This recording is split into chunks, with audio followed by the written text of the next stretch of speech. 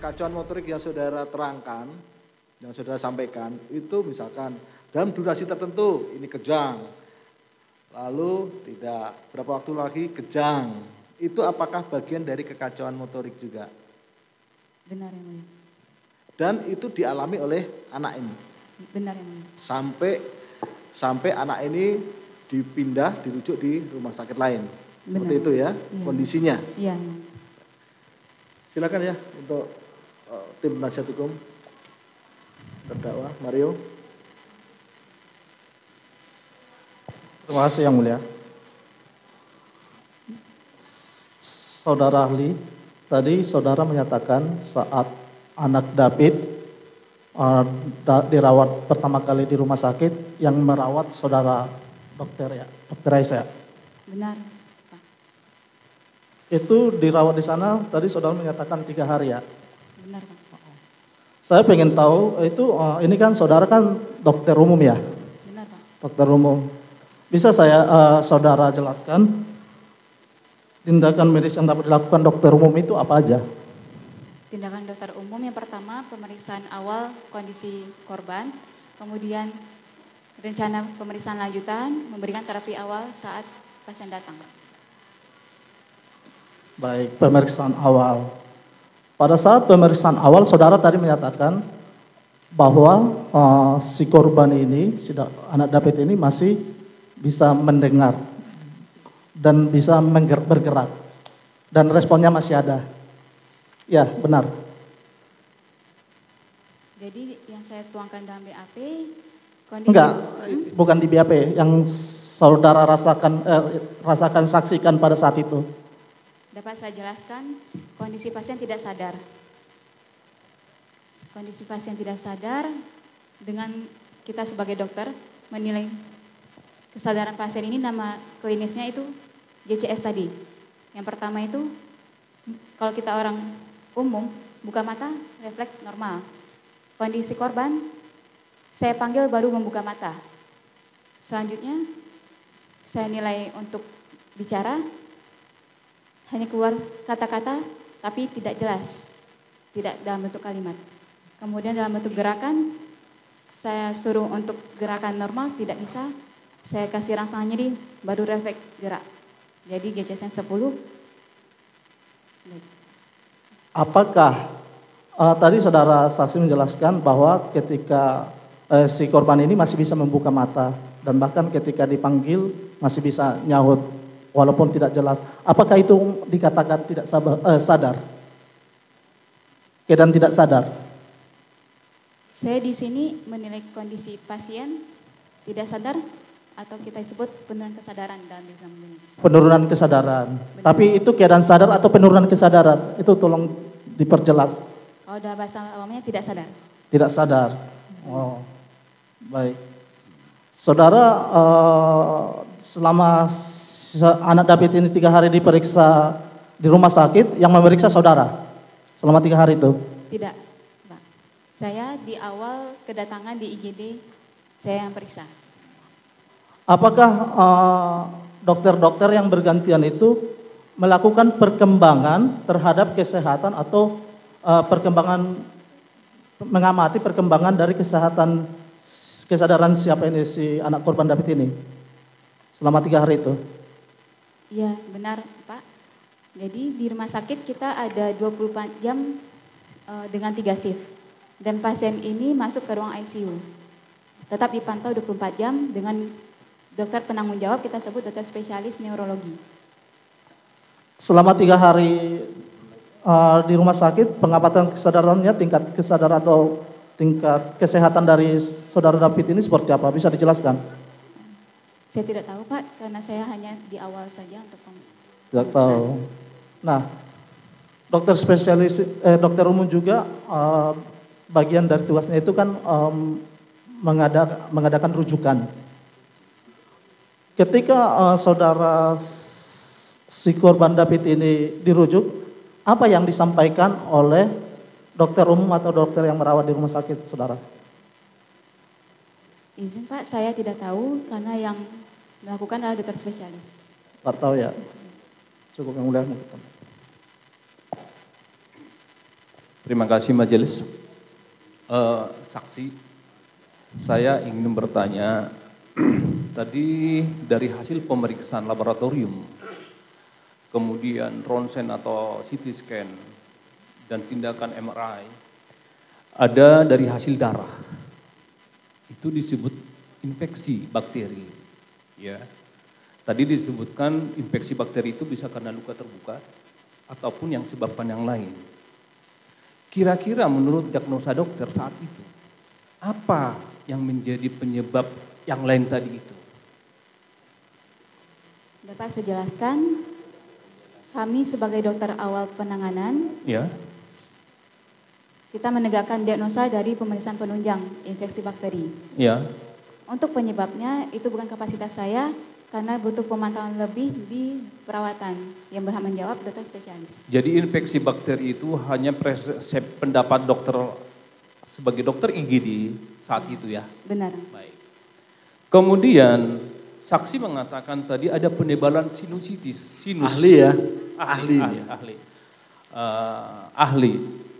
Ahli mengatakan ada penebalan sinus, gitu ya, Benar. dalam hasil CT CT scan. Pertanyaan saya, penebalan sinus, apakah muncul di saat kejadian suatu kekerasan atau peristiwa atau sebelumnya telah terjadi? Izin Pak, dapat saya jelaskan, saya tidak tahu pasti untuk kondisi pasien saat itu. Jadi Yang lebih berhak kapasitasnya dokter gitu. spesialis. Kembali ke sana ya. Iya. Kemudian kalau penebalan sinusitis terganggu akan memudahkan orang kehilangan kesadaran atau tidak nggak sih? Dapat saya jelaskan, saya tidak tahu Pak. Tidak tahu, karena tadi dalam perkembangannya kan penurunan kesadaran. Salah satu penyebabnya karena luka atau infeksi, karena penebalan sinusitis. Kita kalau orang sinus itu juga terganggu kesadarannya, mudah cepat pusing. Itu pertanyaan saya. Gitu. Baik, kemudian dari pengobatan yang dilakukan oleh ahli, yang saat di IGD tadi sudah jelaskan dilakukan untuk infeksi, terus tisu dan segala macam, itu dimaksudkan untuk mencegah hal-hal yang lebih berat atau hanya pengobatan sesaat itu?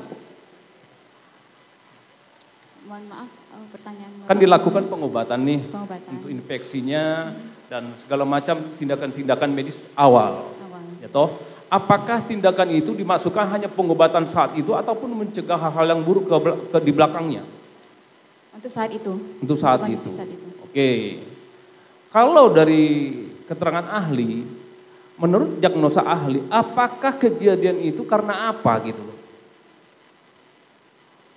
Untuk pastinya Karena saya itu tidak di tahu. visum kan muncul itu ya. Iya. Nah, terus Jadi kemudian berdasarkan luka yang saya temui pada korban, dari bentuk luka yang tidak beraturan, sepengetahuan saya itu penyebabnya trauma tumpul. Trauma tumpul. Karena begini ahli, izin majelis, dalam BAP ahli di nomor 20 itu disebutkan pada pertanyaan, pada pokoknya ya, saya nggak perlu baca semua, ada disebutkan karena pemukulan, tendangan dan injakan di bagian kepala.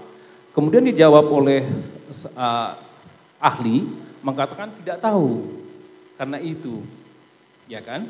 Di lain pihak, ya, di lain pihak ini kami ingin pengetahuan aja ahli ya, karena hukum itu harus fix gitu. Terus kemudian di lain pihak di poin 32 disebutkan di situ, ditanya oleh penyidik ya ahli ya, tolong jelaskan tendangan sebanyak 3 kali dan pukulan 1 kali.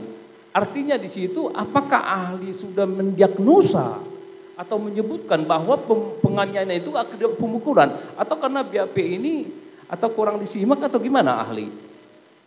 Izin menjawab Pak. Untuk kondisi korban, Ya. penyebabnya saya tidak tahu. Tidak tahu. Iya. Jadi yang di BAP ini yang sekarang berlaku adalah keterangan ahli sekarang. Izin Sebentar, saya sambung Pak. Sebentar ya, sebentar ya. Baik, baik. Yang 20 ya. 20 sampai 32. Memang dia tidak tahu. Ini kan di dalam visum itu inilah yang diterangkan ahli. Untuk visum tidak ada perkara ini saja, perkara yang lain begitu juga. Saya tidak mengetahui apakah luka bibir diakibatkan adanya benturan karena pemukulan, tendangan atau injakan. Memang saksi ahli tidak tahu ke bagian kepala atau injakan ke bagian kepala dengan benda keras atau karena benturan langsung. Memang tidak mengetahui. Cuma dalam visum apartum bahwa ahli dapat berpendapat bahwa luka ataupun memar itu diakibatkan oleh benda trauma tumpul. Itu memang standar yang ahli paham saya majelis. Tapi yang pertanyaan saya relevansinya adalah kaitan ke nomor 32 majelis. Nomor 32. Kan di sini penyidik menanyakan apakah tendangan sebanyak 3 kali serta pukulan 1 kali dilakukan ke arah kepala dan injakan ke tengkuk. Dalam hal ini ke anak korban Kristalino Dapi Ozora, di mana pada saat anak korban disuruh push up, ditendang dengan kaki kanan dan seterusnya. Dijawab oleh ahli, dapat saya jelaskan bahwa tendangan sebanyak 3 kali serta pukulan 1 kali dilakukan ke arah kepala dan seterusnya. Tadi mengatakan itu bukan kapasitas beliau untuk menerangkan itu. Namun di BAP ini dituangkan. Itu yang menjadi pertanyaan kami. Majelis Hakim. Saudara bisa ini. Ini kan jawabannya saya tidak bisa memastikan apakah hal tersebut yang menyebabkan penurunan. Ini begini. Pada saat luka yang saudara periksa itu, apakah saudara bisa mengetahui bahwa ada tiga tendangan atau dari ada luka memar di bagian-bagian tertentu 3. Saudara lihat? Saya tidak tahu. Yang mulia. Termasuk 1 pukulan kan saudara tidak tahu. Iya. Dia bisa memastikan. Baik, kalau yang 3 kali maupun pukulan saksi ahli tidak dengar tuh. Baik, majelis kami karena berpatokan kepada BAP. Ya. Jadi kalaupun itu keterangannya ya itulah yang berlaku dalam persidangan ini. Ya. Oke. Kemudian saya ingin nanya, tadi ingin penegasan aja ahli ya. Di samping luka yang dialami oleh korban anak David ini, desain kepala tadi nggak ditemukan di tempat lain ya? Atau semisal di perut atau di mana? Tidak ada. Tidak ada ya. Baik, untuk sementara cukup majelis. Silakan masih dari tim penasihat hukum Mario. Izin melanjutkan majelis. Silakan. Pada saksi ahli, saya mau bertanya terkait di awal kedatangan si korban. Nah, ketika si korban datang, itu berada di depan rumah sakit atau di mana dan pakai kendaraan apa? Saya tidak dapat memastikan, Pak. Siap. Nah, ketika Maksud saudara bagaimana di depan rumah sakit itu maksudnya apa? Ya kalau itu kan memang datang langsung dibawa ke UGD. enggak, maksudnya saya menceritakan atau bertanya mau tahu kronologis di awal sampai hingga masuknya nanti majelis. Yang jelas ahli waktu itu bertugas di bagian IGD ya, sehingga anak korban itu dibawa ke sana. Sudahlah, yang ada kaitannya aja. Baik. Saudara tadi jawab tidak tahu. Ketika pasien berada di rumah sakit, berapa orang di waktu mengantarkan ataupun mengangkat si korban ke dalam IGD? Kan tadi saudara menjelaskan bahwa saudara saksi sebagai ahli menangani pertama di ruang IGD ya. Oke, nah ketika saudara saksi ahli menerima korban, berapa orang yang mengantarkan si korban ke IGD? Dapat saya jelaskan, yang mengantarkan korban, saya tidak tahu berapa jumlahnya, Pak. Hanya saya menanyakan siapa yang tahu dengan kondisi korban saat itu. Oke, baik. Ketika si korban datang ke rumah sakit, sebelum ditangani oleh saksi ahli, apakah sudah ada komunikasi dari korban ataupun keluarga korban ke rumah sakit tersebut atau langsung datang tanpa konfirmasi? Saya tidak tahu, Pak. Yang saya tahu kondisi korban sudah datang di IGD.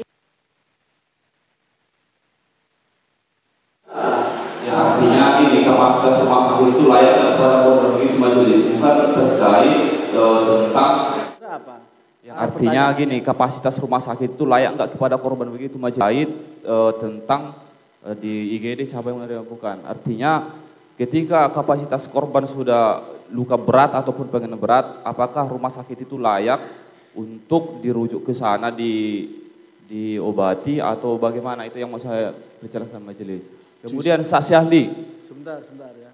Justru karena itu kan kalau orang membutuhkan dalam keadaan darurat itu di tempat medis, perawatan medis yang terdekat, bahwa selanjutnya tempat medis itu tidak sanggup ataupun ada alat yang tidak ada, maka dirujuk seperti itu.